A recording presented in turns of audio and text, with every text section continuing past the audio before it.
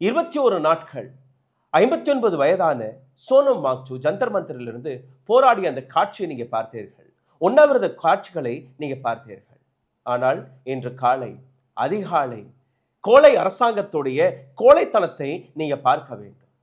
டெல்லி போலீஸை ஏவி விட்டு சோனம் வாங்சூ அவர்களை தரதரவென்று இழுத்து சென்ற அந்த காட்சி.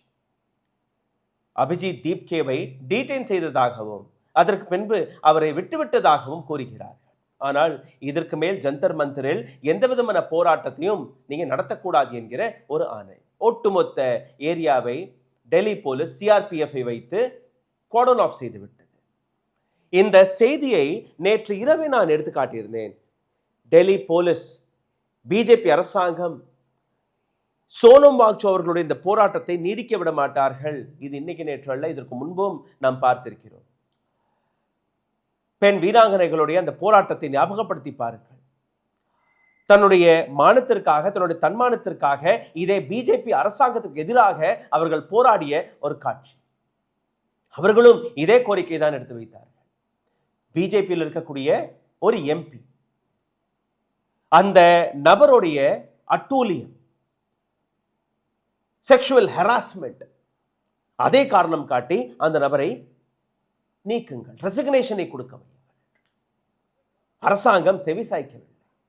கங்கை நதியில் தன்னுடைய பதக்கங்களை கூட கரைக்க பார்த்தார்கள். அரசாங்கம் செவிசாய்க்கவில்லை. இதே ஜந்தர் மந்தரில் போராடி பார்த்தார்கள்.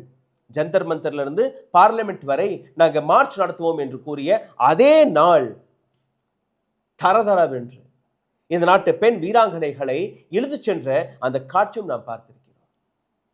நேற்று என்னுடைய பதிவில் இதை தான் எடுத்து காட்டினேன். சோனம் வாங்சூ அவர்களை இந்த கூட்டம் எங்கேயுமே போராட விடமாட்டார்கள். சோனம் வாங்சூடைய இந்த போராட்டம் சலோ சன்சத் என்கிற அந்த அழைப்பு 20ஆம் தேதி, அதை இவர்கள் நடத்த விட மாட்டார்கள். ஏன்னா இந்த நாட்டு அரசாங்கம் அவர்களுடைய ஒரு பேட்டர்ன் இருக்கு. யாருமே எங்கேயுமே போராட்டத்தில் இருக்கக்கூடாது. அபிஜித் தீப்கே ஒரு அனௌன்ஸ்மெண்ட்டை கொடுத்திருக்கிறார். இதற்கு மேல் மக்கள் ரோட்டில் இறங்கினால்தான் இந்த போராட்டத்தை காப்பாற்ற முடியும். 21 நாட்களாக இந்த நாட்டு அரசாங்கம் அமைதியாக இருந்தது. 21 நாட்களாக இந்த நாட்டு அரசாங்கம் அமைதியாக இருந்த பின்பு திடீர் என்று சோனம் வாங்சூ அவர்களுடைய உடல்நிலையை காரணம் காட்டி அவரை அந்த இடத்திலிருந்து ப்ரொடெஸ்ட் சைட்டிலிருந்து நீக்கியதற்கான காரணம் அவருடைய உயிரை காப்பாற்றுவதா அல்ல, பதில் கொடுக்க முடியவில்லை, மக்கள் கூட்டம் அலைமோதுகிறது, இந்த போராட்டம் ஒரு மிகப்பெரிய போராட்டமாக மாறிவிட்டது என்கிற அந்த பயமா? ஹோம் மினிஸ்ட்ரி அமித்ஷா அவரிடம் ஒவ்வொரு மணி நேரத்திற்கான ஒரு ரிப்போர்ட் போய்கொண்டுதான் இருந்தது. யார் வர்றார், யார் போறார், அங்க நடக்கக்கூடிய டெவலப்மெண்ட்ஸ் என்ன, மக்கள் கூட்டம் எவ்வளவு வருது, மக்கள் மனதில் இருக்கக்கூடிய விஷயங்கள் என்ன, இது எல்லாமே ஒரு மணி நேரத்திற்கு ஒரு முறை அங்க இருக்கக்கூடிய இன்டெலிஜென்ஸ் போலீஸை வைத்து, ஐபிஐ வைத்து அந்த ரிப்போர்ட்ஸ்களை நீங்க பார்த்தீர்கள்னா, சிசிடிவி கேமரா, கையில கேமரா போட்டோ எல்லாம் எடுத்துட்டு எந்த அரசியல்வாதி வந்தார், எந்த அரசியல் கட்சி இவருக்கு ஆதரவு கொடுக்கிறது, இது எல்லாமே ஒரு ரிப்போர்ட் வழியாக போய்கொண்டே இருந்தது. சிந்தித்து பாருங்கள், கடந்த 21 நாட்களாக எந்த அரசாங்கத்திற்கு எந்த விதமான கவலையும் இல்லையோ அதே அரசாங்கம் போலீஸை வைத்து அவருடைய உயிரை காப்பாற்ற இந்த முயற்சி எடுத்தார்களா? ஒட்டுமொத்த கோதி மீடியா இப்ப கூச்சல் போட்டுக் கொண்டிருக்கிறது. பாருங்க, நரேந்திர மோடி சோனம் வாங்சூடைய உயிரை காப்பாற்றி விட்டார்.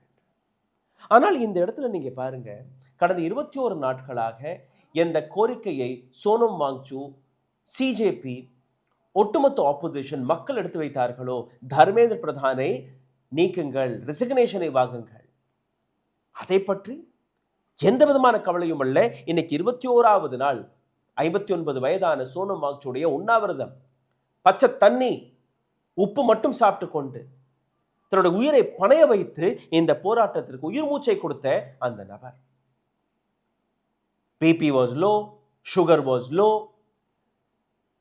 மற்ற ஆர்கன்ஸ் எல்லாம் ஃபெயில் ஆகக்கூடிய அந்த தருணத்தில் கூட இந்த நபர் கூறிய ஒரே வார்த்தை, இன்னைக்கு நான் இந்த போராட்டத்தில் இருந்து வெளியேறிட்டேன்னா நாளைக்கு யாருமே இந்த போராட்டத்தில் வரமாட்டார்கள். வேற எந்த மாணவருமே போராட்டத்தில் கலந்து கொள்வதற்கான எந்த தைரியத்துமே சேர்க்க மாட்டார். சிந்தித்து பாருங்கள். ஒவ்வொரு போராட்டத்தையும் இதே போன்று அதிகாரத்தை வைத்து பலத்தை வைத்து நசுக்கக்கூடிய வேலையை இந்த நாட்டு அரசாங்கம் பார்க்கிறது. விவசாய போராட்டத்தில் என்ன நடந்தது? விவசாயிகளுடன் எப்படி அவர்கள் நடந்து கொண்டார்கள்? விவசாய போராட்ட சைட்டிற்கும் இந்த புறம் இருக்கக்கூடிய போலீஸுக்கு நடுவே